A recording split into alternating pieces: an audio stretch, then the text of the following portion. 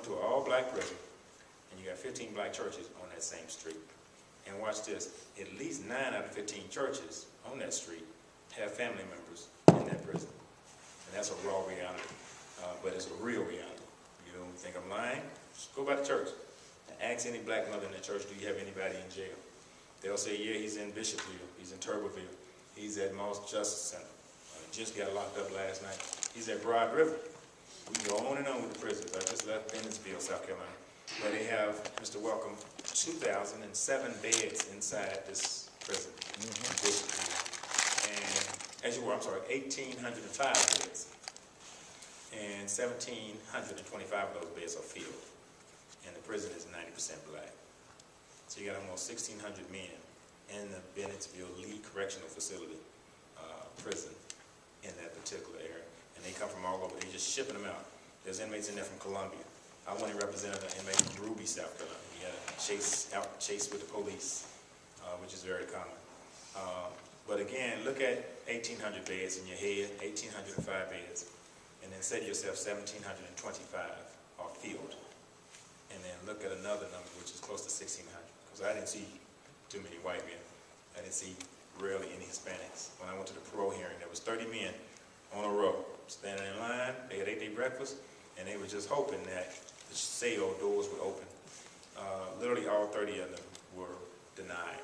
Maybe 2 was released.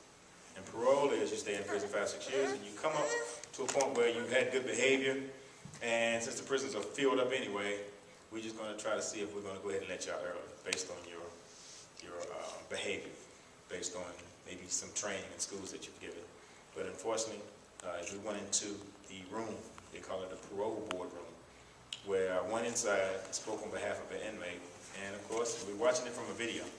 So it was a heavy-set white lady, I'll never forget it, on that TV monitor that was looking at us. 2 black men on the left and 2 white men on the right. And we're looking at them through a video screen, and she automatically says that because she was the leader of the group, so to speak, she automatically asked the inmate that was sitting beside me, who I was speaking on his behalf,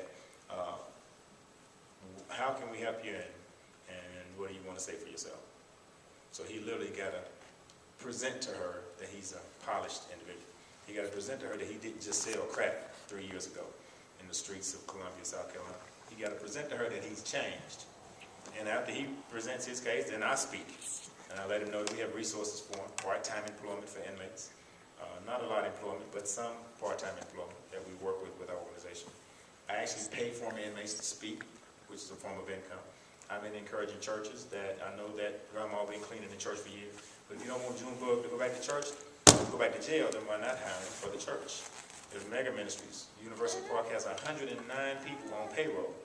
So there are some opportunities that we ourselves, the community, can give to these inmates. But in saying that, of course, he was denied. And the way they do it is, after you go in there for about 7 quick minutes, I spoke, he spoke, I spoke, and I think his sister spoke. You go outside, you sit in the cafeteria, because we're in the cafeteria. And of course they come outside, and the first thing they say is the last name. How you doing? First thing they say is the last name. The last name is whatever that name is. And then automatically they say denied. So that's where we are with that right now, with that situation. So the jails are rising. They are increasing. And so our main goal is to make sure that we reduce those numbers. We got 2 victims today that we speak. I got to give some directions. We got 2 individuals that I met literally this week. I got 2 phone calls on the same day.